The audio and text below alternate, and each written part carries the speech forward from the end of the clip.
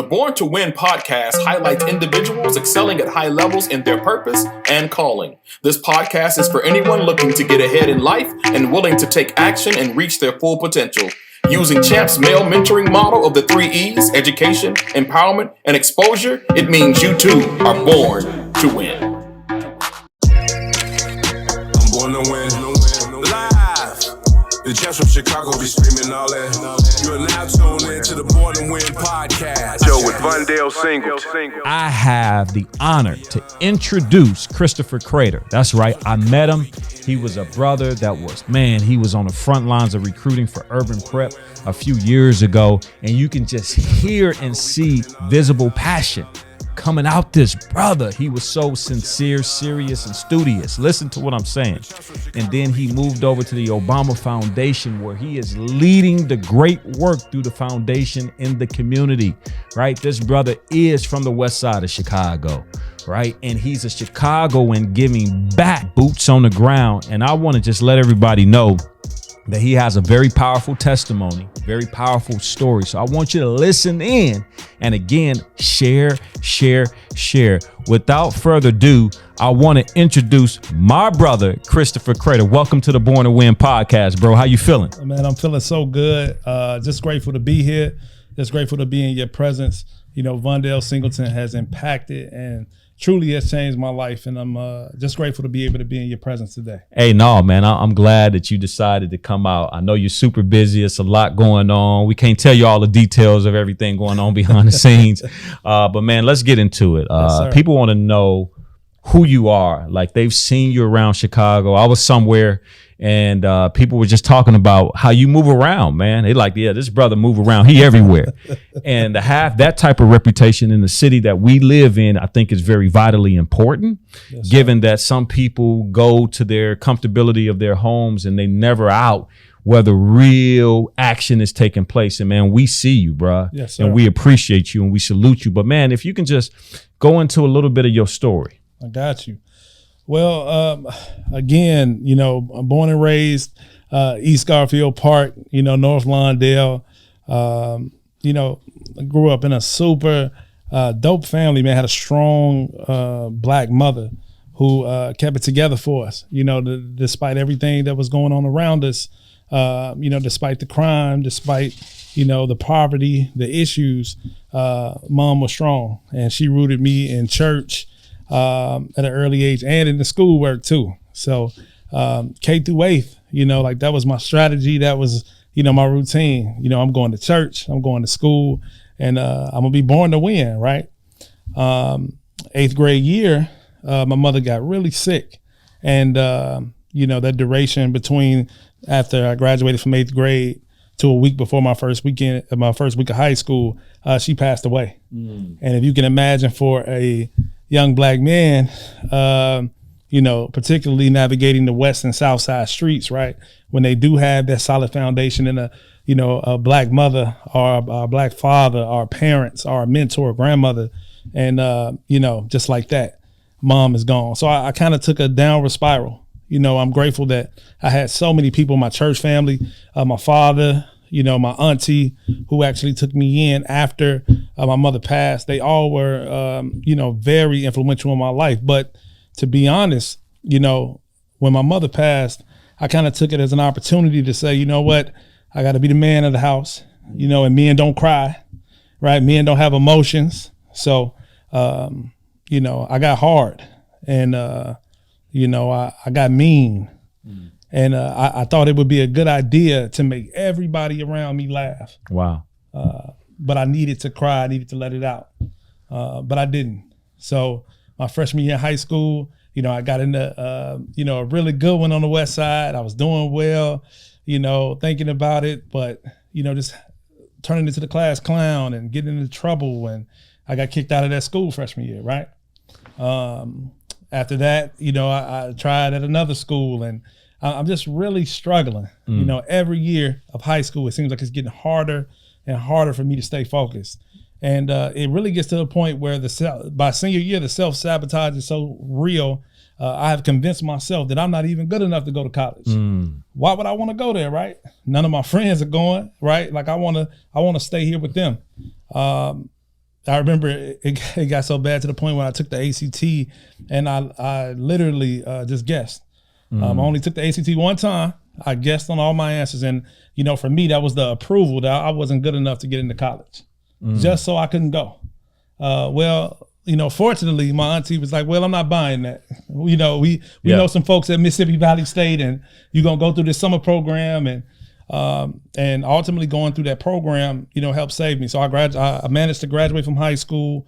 As soon as I graduated, they sent me down to Mississippi Valley State. I had to navigate this summer program. And the freshman year was tough for me because I was thinking about, you know, I'm down south, you know, living a life of lavish. I could go to the CAF and I'm not dodging bullets every day, but I think about my brothers back in North Lawndale that are. So it really was tough on me. Sophomore year, you know, I was like, okay, am I going to really make it? And I'll never forget a young man who was in my dorm. He said, man, are you going to vote for hometown? I heard, you know, it's a young guy from Chicago that's running for president. You going to vote for him? So my sophomore year in college, I'm on the verge of trying to drop out, to be honest. You know? And I found out about, this young guy named Barack Obama was going for president. And man, I wound up, getting an opportunity to vote for the first time. And imagine being on a historical Black campus. Wow. The night that the first Black man from Chicago is elected president. It was powerful, and it changed my whole perspective on life. Just the way people perceive me when I first touched down at Valley, they like, oh man, you from Chicago. Ooh, it's dangerous, it's scary. But when President Obama won, it was different though. Right? It's like, oh, you from there. You from where he from. And ultimately, man, that actually probably helped save my college career. So long story short, I wound up graduating from Mississippi Valley State in 2011.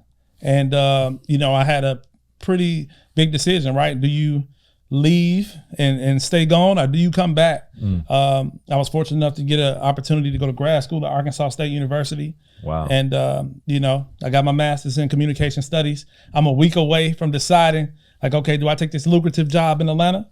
And I'm gonna take it. I'm literally in one of my lecture halls, and a TV turns on in the lecture hall, like a week away from graduation. It says violence in Chicago. So it's on CNN, violence in Chicago. Everybody in the lecture hall turns around and looks at me. And at that moment, I knew they all knew you were from Chicago. Exactly. That's the Chicago representative right here. That's it. And the look was a look of disgust. Like, you talk so highly about your city, but this is all we know, right? So at that moment, Brother Vondale, I knew I could not take that lucrative job in Atlanta. So I turned it down and I came back to Chicago. Wow. I didn't have a job offer. I didn't know what I was going to do, but I knew I couldn't go impact change anywhere else, because I was so fortunate and blessed and covered by so many people who had poured into me, who had decided that I was going to make it. Yeah. And I just felt obligated to have to come back. That's amazing. And, you mentioned earlier your mom passing away, and I don't think too many people understand the difficulty in losing a parent. I lost my mom pretty much around the same time you did, in terms of age-wise. And even though I wasn't the closest with my mom, that was still my mom. And there was something nurturing that I still needed. Yes. That I had to learn the hard way. Wow. And then I got the illegal way, trying to fill that void and that gap. And it's really powerful when you talk about the people around you, your aunt, your father, family members, that really, kind of took that role, if you will. Yes. And even then, you mentioned it was still hard. Oh, it was still hard for you. But the powerful thing is you went to college, Mississippi Valley. You graduated. Now, how did you end up getting over to Arkansas? You went to Arkansas State? I went to Arkansas State. So at Mississippi Valley State, if you're a radio TV, major, we have great, just a really great connection with Dr. Sunday. He's made some connections at Syracuse, Howard, and Arkansas State. So if you get the bachelor's there, We have a great pipeline to Syracuse. I was actually supposed to be one of the first cohorts to go to Syracuse, but my mind wasn't right. I was like, I'm not going to New York. But actually, a young lady from Michelle Clark, Brenda Palmer, she actually was the first from the West Side to go to Syracuse from Mississippi Valley State. Is that right? And she was a year after us. So, so I went to Arkansas State. At the time, I think we were ranked like top 10 in the nation in communications. And it was just a really powerful experience. I'm so grateful, though, that I was able to go to Mississippi Valley State first, to go to my HBCU, to find out who I was as a Black and brown man navigating. Obviously, it was a poor Black college, but I had to learn how to advocate for every dollar I got. I had to, study a little harder, but those professors, they loved on me. And they said, we know you're an out-of-state student and we know you don't got it. So you know what? You don't got to go home. You come to our house for Thanksgiving, or you come to our house for Christmas. Or I was just thinking about you on the weekend, so we made you some food. That was mamas and daddies at Mississippi Valley State, and they ultimately saved my life and prepared me to go to Arkansas State, which is with PWI. And it's interesting, Christopher talked about, voting for the first time, and just so happened, timing would call President Obama to be running, and full circle. Now he's working in the Obama Foundation. I don't believe things are accidental. I believe things happen in our lives that are meant to happen, that are part of God's design, part of a greater purpose. Yes, sir. And when we are in alignment and walking in that purpose, then I believe certain doors open. Yes, sir. That no matter how hard somebody try to close or slam a door, God will give you the key and say, go unlock it. It's yours. It belongs to you. Wow. And just to think that, somebody had to say, hey, man, are you going to vote for the guy from Chicago? You know what I mean? And for you to remember that moment, I think that's a pivotal moment in your life, right? Wouldn't you say? Huge. And I want to kind of jump into just a little bit of your journey a little bit more, and just kind of talk about, as a young man growing up on the west side of Chicago, and, seeing some of the things that you saw, being involved with some of the things, but yet you were able to overcome some obstacles that trapped so many of our demographic, if you will. Yes. So if you can just talk a little bit to us about some obstacles that you had to overcome outside of losing mom. Yeah, most definitely. So, if we think about like growing up on the west side, right? When I was coming up, it was kind of like two groups of parents. It was the parents that let the kids do what they want. And most of my friends, they had the autonomy to ride their bikes at 10, 11 at night, right? They could go to parties late night. Or you had the mom that was super duper strict, where I didn't even know how to ride a bike growing up because she didn't think it was safe enough to do so, right? I didn't know how to swim growing up because, she was like, yo, we got to stay in the house. Now you can go to school, you can go to church, but having to try to figure out how to navigate that, right? Like, man, like why does she want to, mess up my good time? So to be honest, when she passed away, I leaned toward everything she told me, right? Everything she told me, like, hey, stay away from this. Don't touch this. Don't do this.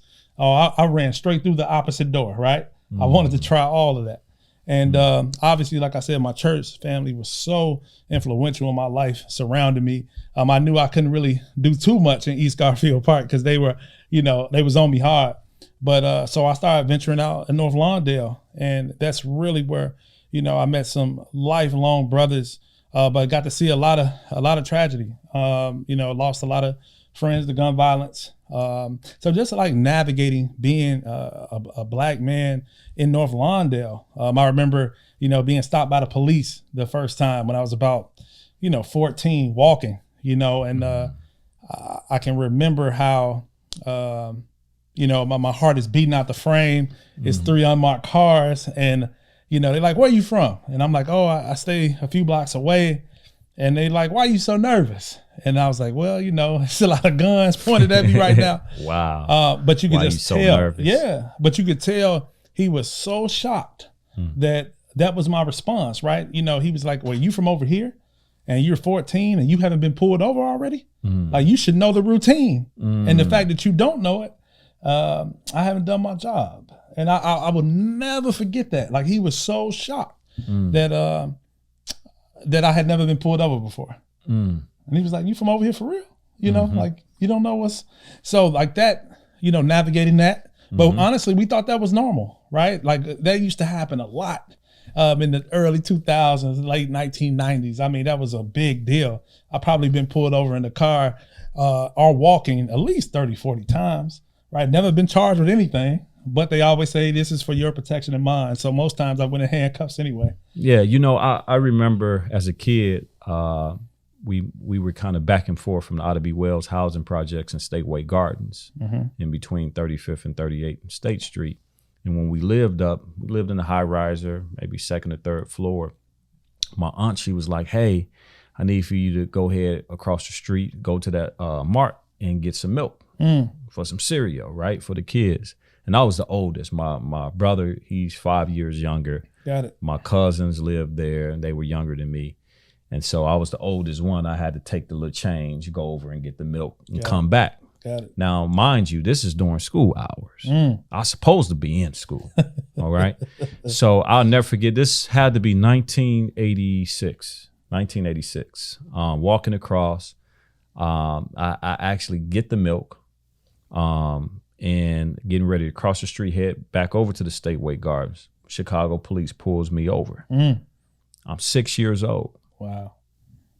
And they said, what are you doing out here? Now they asked on the school, like, why you not in school? I'm like, hey, I'm going to get the milk. Right. I gotta bring this back.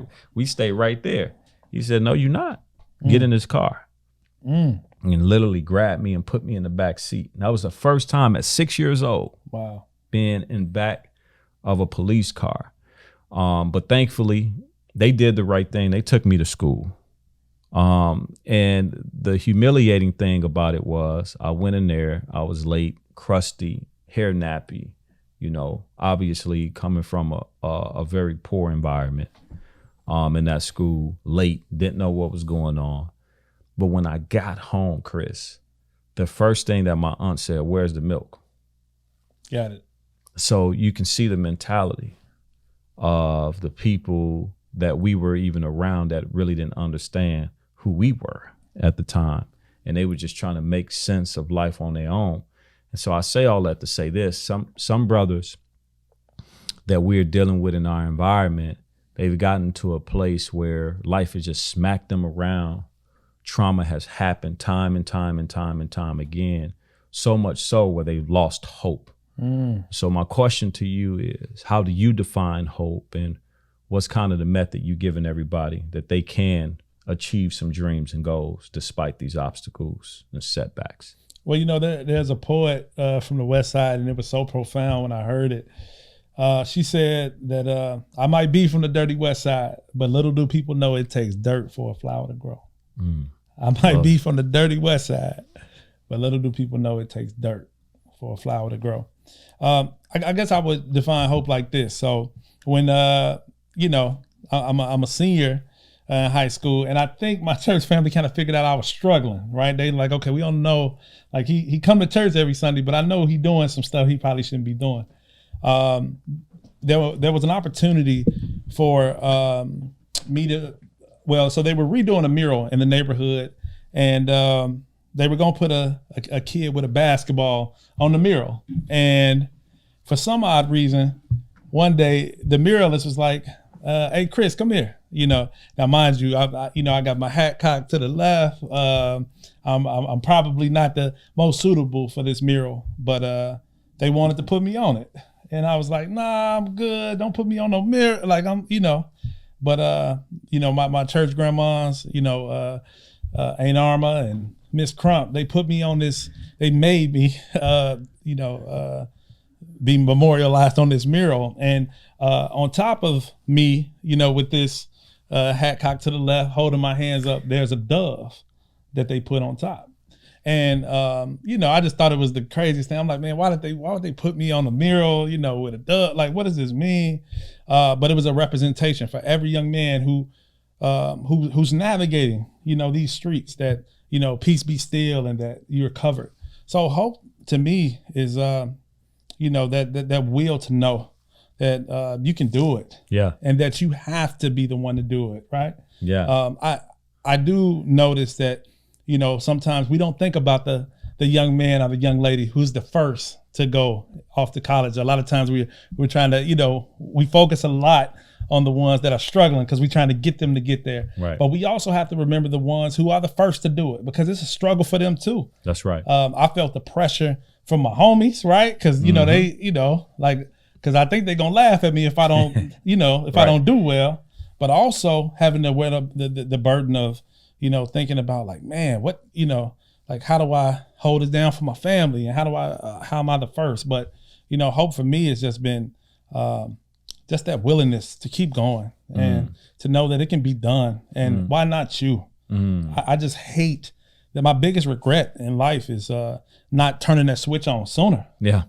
Yeah. I mean, for most of my life, it's been kind of like, oh, well, yeah, I'll go to grad school. I'll go to undergrad. I'll teach. But if I would have known, at 8 years old that I could be anything I wanted to be and truly believe that, wow, what would I be right now? And you just said something so powerful. If I could turn that switch on earlier, it's like the things that we know now, if we would have knew back then, right? How much more advanced? Because for me, I didn't come from like generations of college graduates, doctors and lawyers and, statisticians in my family, right? We had to get it from the dirt. And part of that getting from the dirt it was experimental. I was the first one to do it, right. And that success came with a certain level of responsibility. Oof. And that responsibility, similar to yours, like seeing those headlines, even when I was in Oklahoma, and shout out to the Tulsa Black Wall Street and the Centennial. But I went to college, I worked there, I stayed there for 10 years. And the thing that moved me was I would see almost vapor, blood coming from the streets and nightmares. And I would have these nightmares night in and night out. And I would tell my wife that I can't sleep peacefully in the city. And I have to go back to Chicago because there were some things that Chicago gave me. Wow. That I have to deposit back in to young men that look like me. And she fully understood. And this is what I want to tell y'all: when you getting with a spouse, right, and you looking for a wife, find one that's going to support you in your vision and dreams. And likewise, right, she was working on her doctorate degree. She was a principal at a school in Oklahoma, was fully engaged in supporting her. And so when I shared with her what it was I was supposed to do, and that was to come back to the great city of Chicago and to pay it forward, she was on board. It wasn't an argument. It was just like, hey, if that's what God telling you, then I'm following my husband. Like, wow. Dropped everything. And it wasn't about a status or title. It wasn't about ego or pride. It was about obedience and purpose. And I think those things supersede anything that you can do, because it brings a sense of fulfillment, that you can't buy anywhere. All the money in the world can't give that to you. So I say all that to say this. Listening to you talk, it's like you have an assignment on your life. That assignment is so powerfully, intricately detailed within the confines of your being, is that even if you try to get away from it, it'll pull you back to it, right? Even when you made the mistakes, you found a way to get back on the right track, whether it was somebody, who said, hey, Chris, you know better, or not even that. It was just like your own conviction, right, of legacy and what that means to your mom who's not here. And so for me, the question that I wanted to ask you was like, what's your favorite success story in terms of you failing? Ooh. What's your best failure that you made into a success story? That's a good one. Well, I think I have several. Now I will say this one, and I don't think he meant any ill will by it, but freshman year, I had a teacher who, and I think he was trying to inspire us, but my grades, like I said, my mother was buried Saturday, freshman year is Monday. So I'm completely I'm there, but I'm gonna be class clown. So, don't nobody can ask me nothing. So I don't get emotional. So of course I fail everything, literally. So by the end of the second semester, I'm in like this special cohort where I'm in this one room all day. So I'm not even transferring rooms no more, right? Yeah. He was like, man, the teacher. You know, he was like, man, I had a dream last night, and you know what, man, you was on fries, and you know, you was on, you were on drinks, and you know, and I, you know, we laughed, but I remember one of my best friends, he always struggled with that. You know, he was like, bro, like, why would you tell us that? You know, and I'll never forget last summer. You know, I was in a Tribune, and he sent me an email, and he said, man, you know, Chris Crater, I saw you in the Tribune, and I just wanted to reach out and see how you were doing, and it was just like powerful. You know, I thanked him for, you know, and I'm assuming that was a part of his plan to, you know, tell us we could do better. Yeah. But it made me more intentional about how we pour into our young people, right? Like like words are powerful, and we gotta be careful what we say. But for him to, you know, reach out and apologize, that was interesting.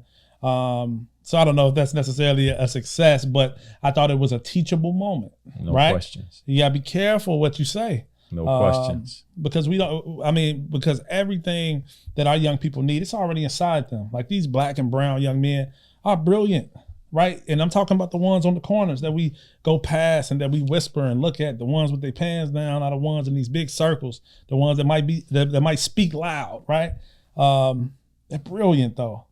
And instead of, you know, doing this all the time and nudging, and we need to go grab them and love on them and, you know, be able to speak life into them because they have stories.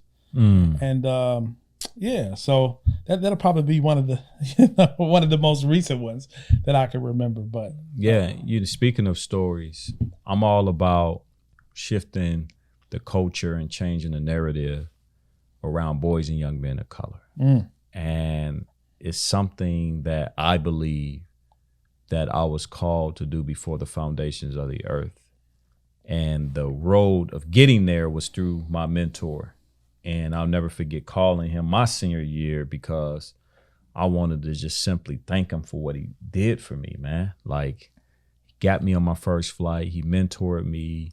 He helped me find my faith in God. He gave me that foundation. I got into college because of him. And I was like, hey, I just want to say thank you for what you've done for me. How do I pay you back? And he said, the same thing I did for you, do for somebody else. And those words, I think, really shaped. It's almost like the skeleton started to get the sinews and the flesh over the skin, and you start to get life. It's like those words, when you talk about how powerful words are, and when he said, hey, I had a dream, I see you on the fries and I see you this. And I think I know what he was trying to do. You know, I don't think he meant it in a malicious way. No. He's trying to motivate y'all to do better, right? Exactly. But some people take those words the wrong way, and they actually become self-fulfilling prophecies. And I think what we're seeing in our culture through some of the messages, the narratives that have come out about us, right? And it's not from us, you know, and it begins to shape our identity in so many ways. And if we're not careful, we can live out those said expectations wrongfully. And so for you, what would you say in terms of lessons you want to give to boys and young men of color in this city that look like you, that are from where you're from? And again, they've lost this sense of direction. They've lost hope, but they've lost a sense of direction on how to get back on this road. What do you say to them right now? First and foremost, you know, I want them to feel like they can take up all the space, right? I think so often we are contained where we have to be careful of how we maneuver, and, you know, we can't walk in crowds, start groups together because we're deemed to be, you know, dangerous or scary. But I want our young men of color to turn the light on, right? Like, you can literally do whatever you put your mind to. And I think it's also pivotal for us as being mentors to speak life into them, right? To let them know that it's okay that, you know, things might didn't go right at first, or it's okay if you're not where you thought you'd be, but like, how do we help you get to where you want to go now? Like, these young men are brilliant, from the coding to the TikTok videos, right, that we see every day. No doubt. To the Instagram posts, to No doubt. like even to the, to the video games, right? Like our black and brown young men are brilliant and everything they need is already inside them. So you're enough. I think I spent half of my life trying to stay in the back, right? Trying to self-sabotage. It was easier. Whew. I think it was easier for me to just do what everybody else was doing. Right. And I leaned into that so hard. But it's hard sometimes to decide to be different and to say like, you know what, I'm gonna go to college and try it. I'm so grateful that I had so many people to, box me in literally and say, nah, like you're gonna be great. People were praying on me. But I think right now for our boys and young men of color, they have to know that their lives mean so much. I know right now we're just thinking, for these 24 hours, but I think if our young men knew, right, the duration and how powerful their lives are and how many people they haven't even touched yet, they would consider things a little different before they pull the trigger, before they, tee up and get in an argument. We need our young men here. I have went to too many funerals, man. Over 30. Yeah. Right? Yeah. Over 30 of black and brown young men. Yeah. Over 30 funerals. Yeah. And we have to do it, but it's gonna take everybody. That's right. We gotta box our young men in. We gotta let them know that sky is the limit. They can do whatever they want. That we believe in them. That we're also gonna hold them accountable too. That's right. I know my boss, Michael Straumanis, he talks about that often. Like we have to hold each other accountable to being great. He gives me a lot of opportunities, but he's on me extremely hard because he wants me to be great because somebody gave him a chance. Love it. So, it's very important that we let our young men know that they are more than enough. Yeah, that's powerful. You are more than enough, gentlemen. And here's what I want to say. And before I get into the last, conversation, last phase with Brother Crater, those of you who are watching, those of you who are listening, I want you to know that you are still alive for a purpose. You may not fully understand it right now. You may not understand fully why you are here. You may be saying, well, everything is going wrong. There's nothing right about my life. Well, listen, I'm telling you in a heartbeat, your life can change. I'm telling you right now, if you just open your eyes and look at the opportunities that are already around you that you may have not even counted as a blessing. They are blessings. Some people that are in your life right now are leading, saying, go this way. All you got to do is open up your ears and your eyes and see and watch and take one step of faith and take another step of faith and take another step of faith. And when you look back, you're not in the same place anymore. And so here's what I want to tell you guys. Like, hey, man, we going into the summer. We know what we're getting ready for.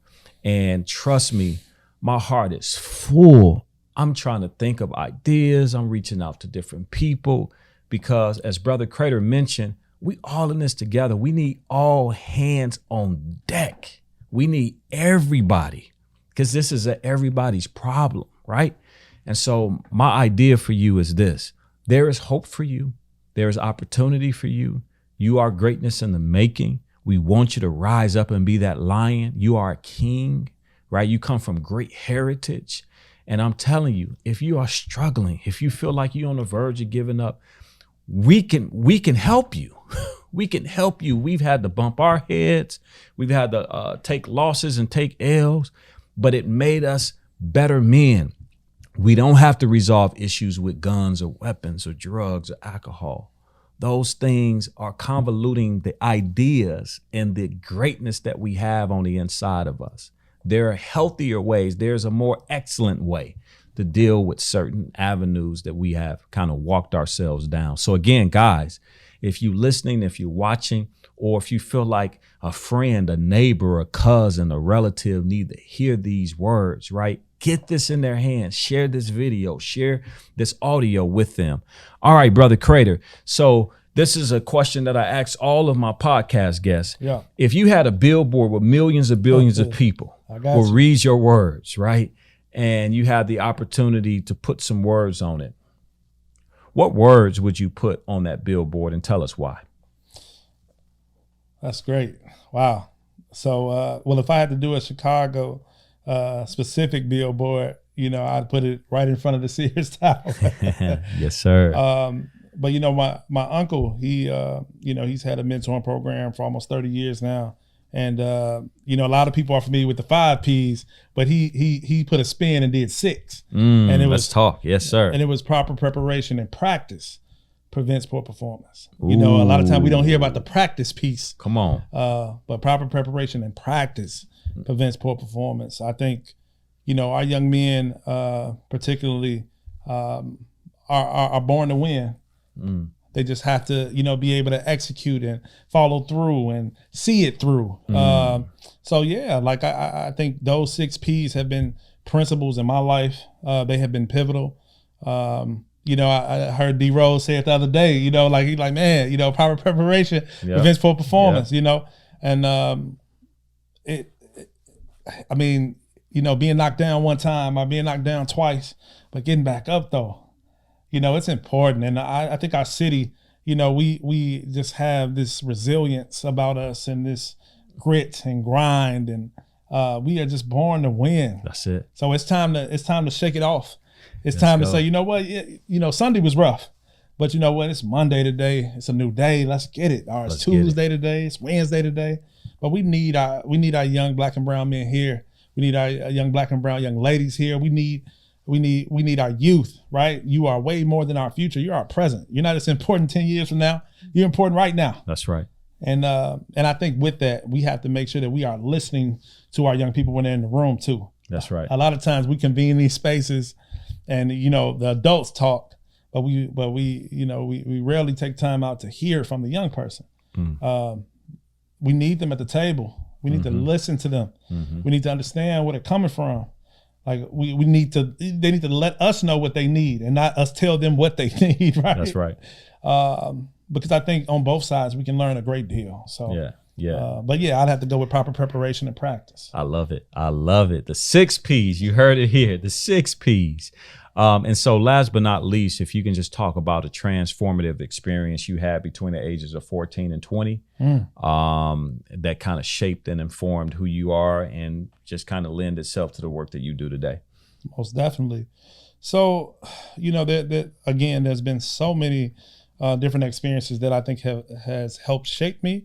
But I would have to say the one that I think has been so pivotal to what I'm doing right now would have to be DOOR. So DOOR is Discovering Opportunity for Outreach and Reflection. And it's really a mission trip. Love that. Where young people from across the country, predominantly middle and higher class, they come to the west side of Chicago.